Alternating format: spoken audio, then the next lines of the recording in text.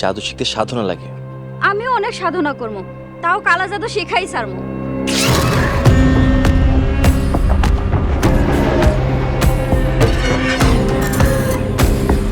সঞ্জিতা, আমি তোমার অনেক বিশ্বাস করি, তুমি আমার বিশ্বাস কখনো ভাঙবে না তো? আমি কাউরে মারি নাই।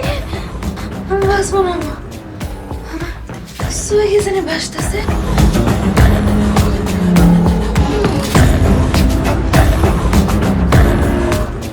আমি এই বাড়িতে এসে প্রতিশোধ নেওয়ার লেগে।